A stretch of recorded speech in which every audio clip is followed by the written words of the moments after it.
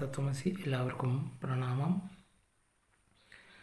അനന്തമായ ശൂന്യതയിൽ ഒരു ആത്മബിന്ദു സ്വമേധയാ ആവിർഭവിച്ച് ആ സ്ഥാനത്ത് നിന്ന് ഒരു സർക്കിൾ രൂപേണ സഞ്ചരിച്ച്, അതായത് ഒരു വൃത്താകൃതിയിൽ സഞ്ചരിച്ച് സ്വസ്ഥാനത്ത് തിരിച്ചെത്തുന്നു. ഈ സഞ്ചാരഗതിയിലുള്ള സ്പേസിലാണ് നാം പറയുന്ന അല്ലെങ്കിൽ നാം കാണുന്ന ഈ പ്രപഞ്ചം എന്ന് പറയുന്നത് എല്ലാം കുടികൊണ്ടിരിക്കുന്നത്. ഈ ബിന്ദുവിൽ അടങ്ങിയിരിക്കുന്ന ജീവനും ബോധവും ചേർന്നുകൊണ്ടാണ് ഈ സഞ്ചാരഗതി തീർക്കുന്നത്. അത് ഏത് സ്ഥാനത്ത് നിന്ന് തുടങ്ങിയോ അത് ഒരു വൃത്താകൃതിയിൽ സഞ്ചരിച്ച് തിരിച്ച് സ്വസ്ഥാനത്ത് എത്തുന്നു. അതിനിടയിലുള്ള സ്പേസിലാണ് ഈ പ്രപഞ്ച സർവ വസ്തുക്കളും എല്ലാം നിലീനമായിരിക്കുന്നത്. അതിൽ കാണുന്ന കാര്യങ്ങൾ, അതായത് ഈ ബോധത്തോടും ജീവിതത്തോടും കൂടി ഈ ആത്മബിന്ദുവിൻ്റെ സഞ്ചാരഗതിയിൽ കാണുന്ന കാഴ്ചകളാണ് നാം ഇവിടെ ഈ പ്രപഞ്ച വസ്തുക്കൾ, നിയമങ്ങൾ നാം കണ്ടുകൊണ്ടിരിക്കുന്നത്. സർവസ്വവും അടങ്ങിയിരിക്കുന്നതിനർത്ഥം. അപ്പോൾ ബോധമാണ് ഇതെല്ലാം ദർശനാത്മകമാക്കുന്നത്. അപ്പോൾ ബോധസ്വരൂപമാണ് എല്ലാം. ജീവനും ബോധവും ചേർന്നുകൊണ്ടാണ് ആ ബിന്ദു തൻ്റെ ഈ വൃത്താകൃതിയിലുള്ള ജീവിതഗതിയുടെ സഞ്ചാരം പൂർത്തീകരിക്കുന്നത്. അങ്ങനെ ഒരു സ്ഥാനത്ത് നിന്ന് ജീവനും ബോധവുമോടുകൂടി സഞ്ചരിച്ച ആത്മബിന്ദു തിരിച്ച് യഥാസ്ഥാനത്ത് എത്തുമ്പോൾ അത് പൂർണ്ണമായി.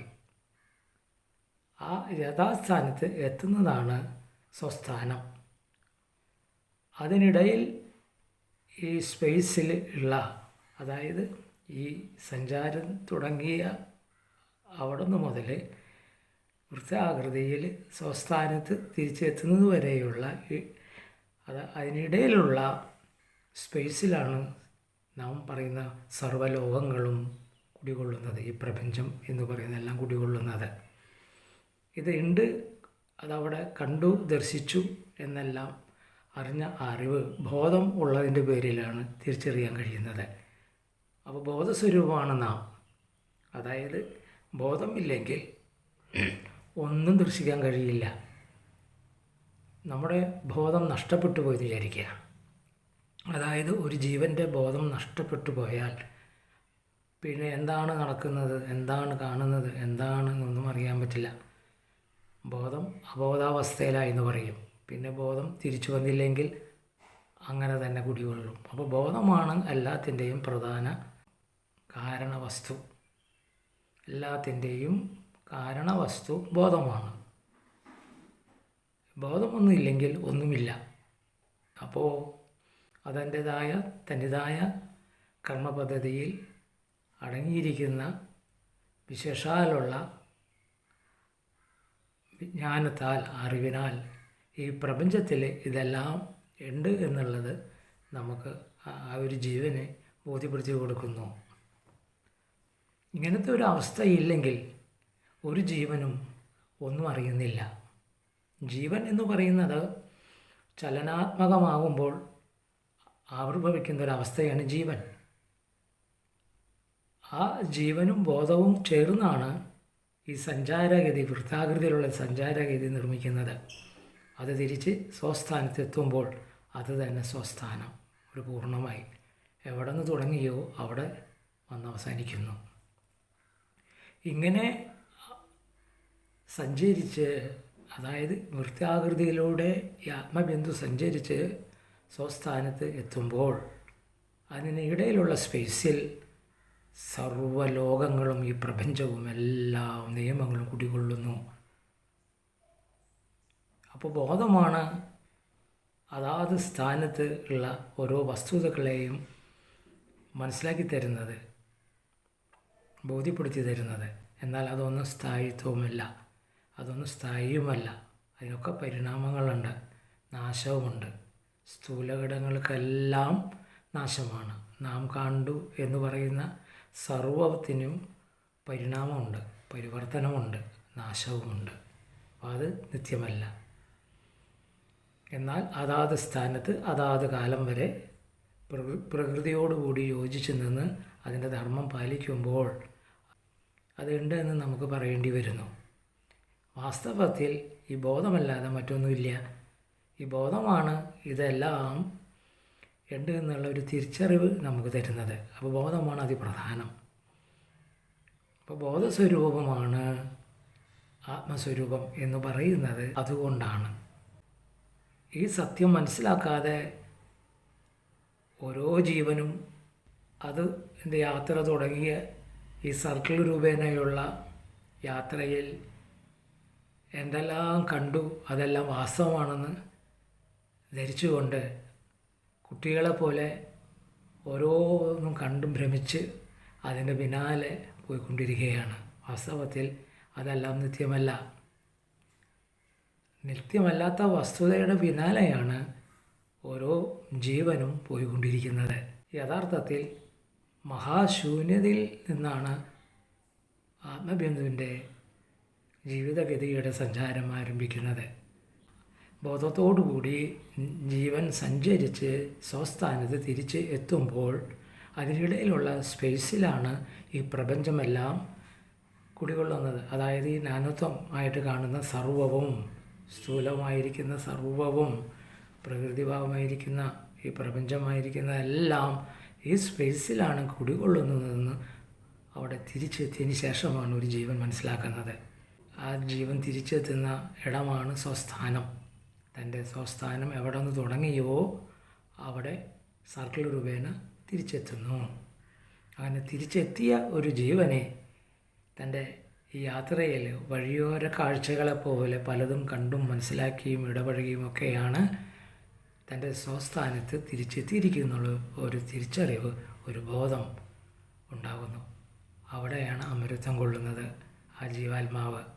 അപ്പോഴാണ് അത് നിർഗുണമായ അവസ്ഥയിൽ അമൃത സ്വരൂപമായി, അമൃതത്വം എന്നൊക്കെ പറയില്ലേ, അപ്പോഴാണ് ആ സത്യത്തെ തിരിച്ചറിയുമ്പോഴാണ്, ആ യഥാർത്ഥത്തെ തിരിച്ചറിയുമ്പോഴാണ് താൻ ഒരു സ്വപ്നം എന്ന പോലെയാണ് ജീവനെന്ന താൻ ഈ സഞ്ചാരഗതിയെല്ലാം നടത്തിയതെന്ന് മനസ്സിലാവും. അതുപോലെ കാണുന്ന പല കാര്യങ്ങളാണ് യഥാർത്ഥത്തിൽ സ്വപ്നത്തിൽ എന്ന പോലെ ജീവിതത്തിൽ കാണുന്ന ഓരോ വിഷയങ്ങളും.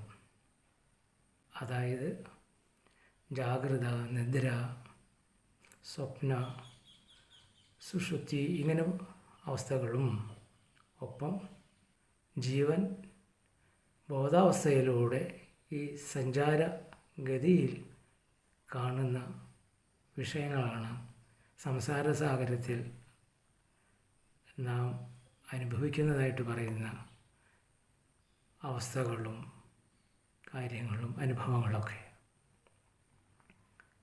ഇവിടെ നാം മനസ്സിലാക്കേണ്ടത് ശൂന്യതയിൽ നിന്നാണ് ബിന്ദുവിൽ നിന്ന് നമ്മൾ തുടങ്ങുന്നത്. അതായത് തുടക്കത്തിലുള്ള ബിന്ദു എന്ന് പറയുമ്പോൾ അവിടെ ഒരു മഹാശൂന്യതയിൽ നിന്നാണ് നമ്മൾ തുടങ്ങുന്നത്. അതായത് നമുക്കൊന്നും അറിയില്ല, അനുഭവങ്ങളില്ല. അവിടെ നിന്ന് ഈ ജീവൻ്റെ സഞ്ചാര ഗതിയിലൂടെ ഒരു സർക്കിളായിട്ട് വരുമ്പോൾ അവിടെ ഈ പറയുന്ന പലവിധ കാഴ്ചകളും കാണാം, പലതും ഉണ്ടാവാം. ബോധത്തിലാണ് അത് കാണുന്നത്. ബോധം ഉള്ളതിൻ്റെ പേരിലാണ് കാണുന്നത്. ബോധമില്ലെങ്കിൽ ഇതൊന്നും നമുക്ക് കാണാൻ കഴിയില്ല. നമ്മൾ ബോധം വിചാരിക്കുക, നമ്മളൊന്നും അറിയുന്നില്ലല്ലോ. പിന്നെ ആ ബോധം തിരിച്ചു വന്നില്ലെങ്കിലോ അബോധാവസ്ഥയിൽ തന്നെ കിടക്കുക. അപ്പോൾ ബോധമില്ലാത്ത അവസ്ഥ. അപ്പോൾ ബോധമാണ് എല്ലാത്തിൻ്റെയും പ്രധാന കാതലായിട്ട് നിലകൊള്ളുന്നത്. ബോധത്തിലൂടെയാണ് നമ്മെല്ലാം അറിയുന്നത്. അതുകൊണ്ടാണ് ഈശ്വരീയത എന്ന് പറയുന്നത് ബോധസ്വരൂപമാണെന്ന് പറയുന്നത്. ഈ ബോധം എന്ന ഒന്ന് ഇല്ലെങ്കിൽ ഒന്നും അറിയുന്നില്ല, ഒന്നും അറിയില്ല. അപ്പോൾ ബോധമാണ് പ്രധാനം. അങ്ങനെ ഈ ബോധത്തോടുകൂടി ജീവൻ ഈ സർക്കിളിലൂടെ സഞ്ചരിച്ച് യഥാസ്ഥാനത്ത് എത്തുമ്പോൾ അവിടെ സ്വസ്ഥാനമായല്ലോ. തുടങ്ങിയ അവിടത്ത് നിന്ന് തിരിച്ച് അവിടെ ആ സ്ഥാനത്ത് തന്നെ എത്തുമ്പോൾ പൂർണ്ണമായി.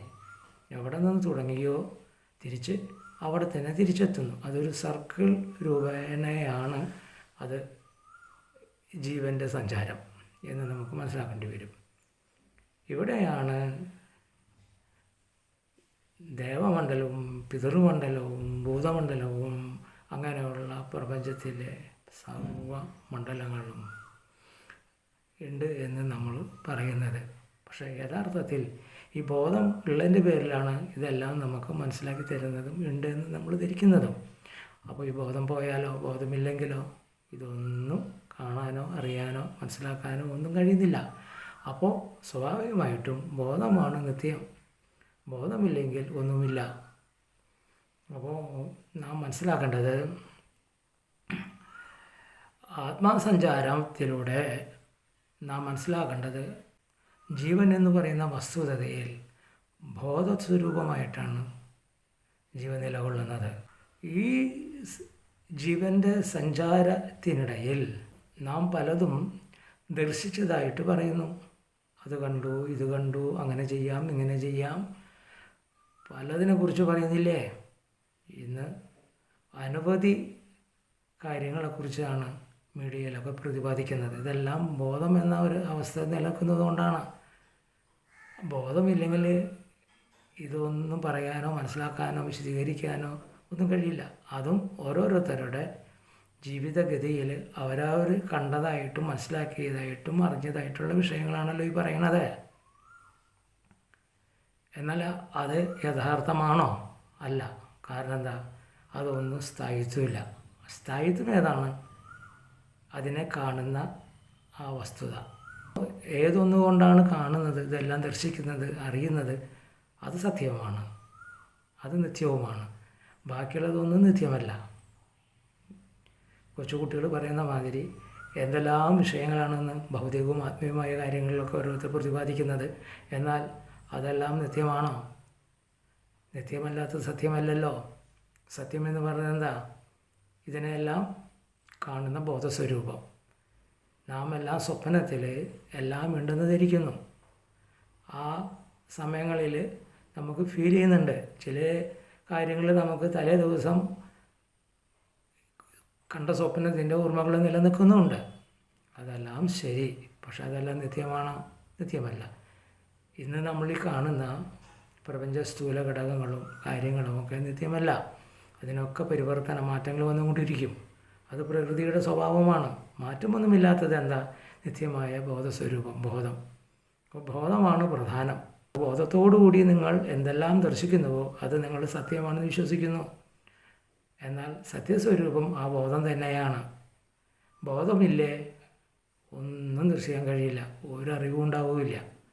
അപ്പോൾ ഇവിടെ പലവിധ ആളുകൾ കുട്ടികളെ പോലെ അത് കണ്ടു, ഇത് കണ്ടു, അങ്ങനെ പലതും ഈ ബോധത്തോടു കൂടിയുള്ള ജീവൻ്റെ ഈ ഒരു യാത്രയിൽ വഴിയോര കാഴ്ചയിലെ കച്ചവടം പോലെ, ദർശനങ്ങൾ പോലെ അതെല്ലാം കണ്ട് അവർ അതിൽ ഭ്രമിച്ച് ഇതെല്ലാം സത്യമാണെന്ന് ധരിച്ചും കൊണ്ട് ഇങ്ങനെ ഓരോന്നും പറഞ്ഞുകൊണ്ടും വിളിച്ചും പറഞ്ഞുകൊണ്ടിരിക്കുകയാണ്. യഥാർത്ഥത്തിൽ ഇതൊന്നും സത്യമല്ല, നിത്യമല്ല. ഇതിനൊക്കെ പരിണാമങ്ങൾ വരും, മാറ്റങ്ങൾ വരും. മാറ്റം വരാതായിട്ടൊന്നുമില്ല. നമ്മൾ കുറച്ച് പിന്നിലേക്ക് പോയാൽ ഈ കാലഘട്ടങ്ങളിൽ തന്നെ എത്രയോ പരിവർത്തനം വന്നിരിക്കുന്നു, എന്തെല്ലാം പരിഷ്കരിച്ചിരിക്കുന്നു. അതായത് ആധുനിക ഈ ലോകത്ത് പലതും പരിഷ്കാരങ്ങൾ വരുത്തിയിട്ടുണ്ട്, ഇല്ലേ? പരിവർത്തനം കൊണ്ട് വരുത്തിയിട്ടുണ്ട്. അപ്പോൾ നാം മനസ്സിലാക്കേണ്ടത് നാം ബോധസ്വരൂപമാണെന്ന്. അതിന് മാറ്റമില്ല, അത് സത്യമാണ്. അതാണ് എല്ലാത്തിൻ്റെയും ഉള്ളിൽ വിളങ്ങിക്കൊണ്ടിരിക്കുന്ന ചൈതന്യ സ്വരൂപമായിരിക്കുന്ന പരമാത്മ സ്വരൂപം. ആത്മാവ് എന്ന് പറയുന്നത് എന്താ? നശിക്കാത്തൊരു വസ്തു, പ്രധാനപ്പെട്ടൊരു വസ്തുവിനെ നമ്മൾ അതിൻ്റെ ആത്മസ്വരൂപം എന്ന് പറയാം. അപ്പോൾ ബോധമായിട്ട് നിലകൊള്ളുന്നത്, ഒപ്പം ജീവൻ, ആ ജീവനും ബോധവും എല്ലാം ചേർന്നുകൊണ്ടാണ് ഈ പ്രക്രിയകളെല്ലാം നടനമാടുന്നത്. ഈ കാണുന്ന പ്രപഞ്ചവും പ്രകൃതിയെല്ലാം ഉണ്ട് എന്ന് നമ്മൾ വിശ്വസിക്കുന്നത് നമ്മിൽ വിളങ്ങുന്ന ആ ബോധം ഉള്ളതുകൊണ്ട് പേരിലാണ്. അതായത് ആ ബോധം എല്ലാം കണ്ട് ശരി എന്ന് ധരിക്കുന്നതിൻ്റെ പേരിൽ നമ്മൾ അതിനെ അംഗീകരിക്കുന്നു, വിശ്വസിക്കുന്നു. യഥാർത്ഥത്തിൽ അതൊക്കെ നിത്യമാണോ? നിത്യമല്ല. അതെല്ലാം പരിവർത്തനം വരും, നാശവും വരും. ഇങ്ങനെ ചിന്തിക്കുമ്പോൾ ഏതൊന്നിനാണ് അപ്പോൾ നമ്മൾ അറിയേണ്ടത്? ഈ പറയുന്ന സത്യത്തെയാണ്. ഈ സ്ഥൂല ഘടകങ്ങളെ എല്ലാം പ്രകാശിപ്പിക്കുന്നത് ഈ ബോധസ്വരൂപമാണ്. അതുകൊണ്ടാണ് പറഞ്ഞത്, സത്യമല്ലാത്തതിനെല്ലാം നമ്മൾ സത്യമാണ് ധരിച്ചുകൊണ്ട് നാം മുറിവിളി കൂട്ടുകയാണ്. അത് കണ്ട് ആനന്ദിക്കുന്നു, കരയുന്നു, ചിരിക്കുന്നു. അങ്ങനെ നമ്മൾ പലതും നമ്മൾ ആ സത്യത്തിൻ്റെ ദർശനങ്ങളെ സത്യമെന്ന് ദർശിച്ചുകൊണ്ട് നമ്മളെല്ലാം സ്വയം ജ്ഞാനികളായി മാറുകയാണ് ചിന്തിച്ചാൽ. എന്നാൽ ആ രീതിയിൽ കാണുമ്പോൾ അത് സത്യവുമാണ്. അതായത് വസ്തുതയെ നാം കാണുമ്പോൾ അത് അതാത് തലത്തിൽ അത് സത്യവുമാണ്. പക്ഷെ അത് നിത്യമല്ല എന്നുള്ള ഒരു അറിവും കൂടി നമുക്ക് ഉണ്ടാവണം, തിരിച്ചറിവും കൂടി നമുക്ക് ഉണ്ടാവണം. നാം കണ്ടുകൊണ്ടിരിക്കുന്നതും നമ്മൾ അനുഭവിച്ചു എന്ന് പറയുന്നതും അതെല്ലാം ഒരു നാൾ നശിച്ചു പോകും, നമ്മളെ വിട്ടുപോകും. ഈ ശരീരത്തിലിരിക്കുന്ന ജീവൻ പോലും നമ്മളെ ശരീരത്തിൽ നിന്ന് ഒഴിഞ്ഞു പോകും. ഈ ശരീരം പോലും സത്യമല്ല, നിത്യമല്ല. എന്നാൽ അത് സത്യവുമാണ്. അത് അതിൻ്റെതായ ധർമ്മകർമാദികൾ പാലിക്കുന്നുണ്ട്.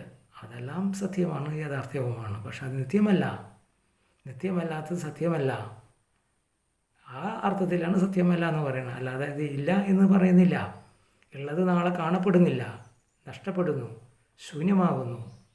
അപ്പോൾ ആ ശൂന്യതയിൽ നിന്നാണ് ജീവൻ്റെ സഞ്ചാരം. അതായത് ഒരു ആത്മബിന്ദുവിൻ്റെ സഞ്ചാരം സർക്കിളിലൂടെ തിരിച്ച് യഥാസ്ഥാനത്ത് വരുന്നു. അപ്പോൾ അവിടെ മഹാശൂന്യമാണ് അനുഭവിക്കുന്നത്. അതാണ് ശൂന്യത എന്ന് പറയുന്നത്.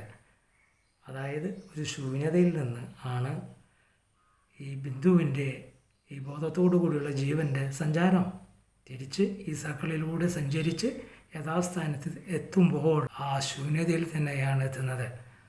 ആ ശൂന്യതയിൽ എത്തുന്ന ഒരു വ്യക്തിക്ക് പറയാൻ കഴിയും, ഒന്നുമില്ല, എല്ലാം മഹാശൂന്യമാണെന്ന്. നാം കണ്ട ദർശനങ്ങളും സഞ്ചരിച്ച വഴിയിലൂടെ കണ്ട കാഴ്ചകളെല്ലാം നിത്യമല്ല എന്ന് പറയണമെങ്കിൽ ആ മഹാശൂന്യതയിൽ ആ ജീവൻ തിരിച്ചെത്തിയാൽ പറയാൻ കഴിയും. ഇതാണ് മഹാശൂന്യം എന്ന് പറയുന്ന ഇതിൻ്റെ ഒരു പൊരുൾ കിടക്കുന്നത്. അത് ആ ശൂന്യ ദർശനത്തിൽ, അതായത് ഒരു ജീവൻ ഒരു ബിന്ദുവിൽ നിന്ന് തുടങ്ങി ഒരു സർക്കിൾ രൂപേണ തിരിച്ച് അത് അതിൻ്റെ യഥാസ്ഥാനത്ത് എത്തി അമരത്വം കൊള്ളുമ്പോഴാണ് മനസ്സിലാവുന്നത്, ഞാനെന്ന ഈ ജീവൻ കണ്ടുവന്നത് എല്ലാം നിത്യമല്ലാത്തത്. ഇന്നലെ അതിനെ ഭ്രമിച്ചു. അതിനാണ് മായയാൽ ഭ്രമം എന്ന് പറയുന്നത്. ആ മായയിലൂടെ ഇതെല്ലാം സത്യമാണെന്ന് കണ്ട് ഒരു വഴിയോര കാഴ്ചകൾ കാണുന്നത് പോലെയായിരുന്നു എന്ന് ഒരു ജീവനെ പറയാൻ കഴിയും. ഇതൊന്നും സത്യമല്ല എന്നുള്ളത്. അങ്ങനെ പറയുമ്പോൾ അവിടെ മറ്റു അനുഭവമില്ലാത്തവർക്ക് അത് വിശ്വസിക്കുവാനും മനസ്സിലാക്കാനും ബുദ്ധിമുട്ടായിരിക്കും. പക്ഷെ അത് സത്യമല്ലാണ്ടാവുന്നില്ല അയാളുടെ ദർശനം. അങ്ങനെ ജീവനെ മനസ്സിലാക്കി ഈ ഒരു സഞ്ചാരവേളയിലൂടെ യഥാസ്ഥാനത്ത് എത്തിയതിന് ശേഷം ആ ജീവൻ പറയുന്ന വിഷയങ്ങൾ അത് സത്യമല്ലാതെ ആവുന്നില്ല. അത് അയാളുടെ അനുഭവമാണ്. ആ അനുഭവം, ആ മഹാശൂന്യമായ അവസ്ഥയെ വർണ്ണിക്കുമ്പോൾ മറ്റുള്ളവർക്ക് അത് മനസ്സിലാക്കാൻ പ്രയാസമായിരിക്കും. പക്ഷെ അയാൾ പറയുന്നത് സത്യമാണത്. അതാണ് ഒരു ജീവൻ്റെ സഞ്ചാരഗതി കൊണ്ട് നമുക്ക് മനസ്സിലാവുന്നത്. ഓം ശാന്തി ശാന്തി ശാന്തി.